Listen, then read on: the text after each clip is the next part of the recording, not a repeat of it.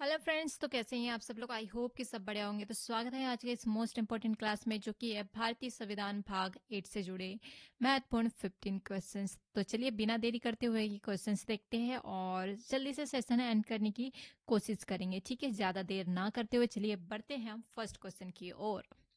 तो first question ये रहा हमारा, राज्य की विधायिका किस भाग में है? तो भाग 8 में। ठीक है, भाग 8 राज्य के कानून बनाने वाली संस्था के बारे में है। ठीक है, इससे राज्य में लोकतंत्र और शासन की रूपरेखा तय होती है। संसदीय प्रणाली के अनुसार यह काम करती है। क्वेश्चन नंबर सेकंड, राज्य का विधायिका में कितने अनुच्छेद है? तो ये हो जाएगा हमारा मतलब 168 से 212, कुल कितने हो जाएंगे? कुल 45 अनुच्छेद इस भाग में शामिल है। यह विधायिका के संगठन और कार्य के लिए नियम निर्धारित करता है।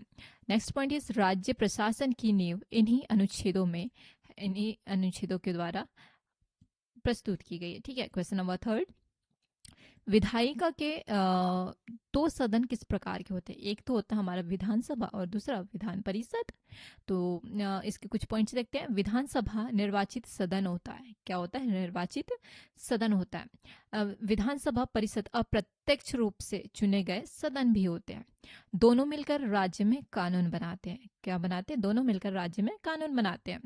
क्वेश्चन नंबर 4, भारत में कितने राज्यों में द्विसदनीय प्रणाली है? तो वो है 6 राज्यों में। जैसे पहला देखते हैं, महाराष्ट्र, कर्नाटक, उत्तर प्रदेश, बिहार, तेलंगाना और उत्तराखंड। ये छह राज्यों में द्विसदनीय प्रणाली है। शेष राज्यों में केवल विधानसभा होती है। विधानसभा परिषद सलाहकार और संतुलन का काम करती है। क्वेश्चन नंबर 5, विधानसभा के सदस्यों का चुनाव किससे होता है? तो जनता द्वारा, प्रत्यक्ष चुनाव से। सभी सदस्य सीधे जनता द्वारा चुने जाते हैं। सदस्यों का कार्यकाल सामान्यतः 5 वर्ष का होता है। लोकतंत्र का मूल आधार क्या होता है? मूल आधार होता है, ठीक है, क्या? विधानसभा। क्वेश्चन नंबर 6, विधान परिषद की सदस्यों का चुनाव कैसे होता है? तो अप्रत्यक्ष चुनाव से। विधान परिषद के सदस्य विधानसभा, गवर्नर, विश्वविद्यालय और पंचायतों द्वारा चुने जाते हैं। कुछ सदस्य राष्ट्रपति द्वारा मनोनीत होते हैं। यह विधान परिषद को संतुलित बनाए और विशेषज्ञ बनाता है। ठीक है, विधान सभा का कार्यकाल कितना होता है? तो ये हमारा होता है 5 वर्षों का। कितना होता है? 5 वर्षों का। सामान्य स्थिति में ये 5 वर्षों का होता है। आपातकाल में इसे बढ़ाया भी जा सकता है। कार्यकाल समाप्त होने पर नए चुनाव करवाए जा सकते हैं। ठीक है, ये भी मोस्ट इंपोर्टेंट है, जरूर याद रखिए। क्वेश्चन नंबर 8, विधान परिषद स्थायी सदन क्यों है? क्योंकि इसे भंग नहीं किया जा सकता। सदस्य चरणबद्ध तरीके से सेवानिवृत्त होते हैं। इससे विधान परिषद हमेशा मौजूद रहती है।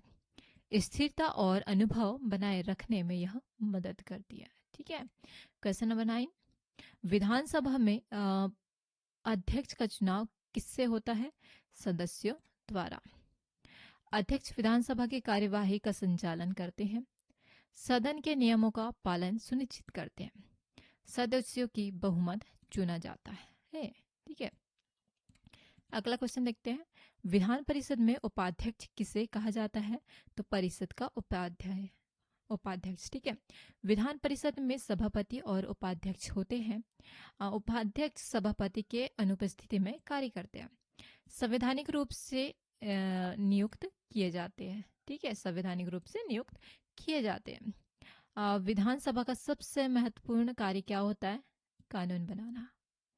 विधानसभा राज्य में नए कानून बनाने की प्रमुख संस्था है। विधान परिषद यदि है तो सलाह देती है। विधानसभा की स्वीकृति आवश्यकता होती है। स्वीकृति आवश्यक होती है। क्वेश्चन नंबर 12, विधान परिषद का कार्य क्या होता है? सलाहकार और संतुलन बनाए रखना।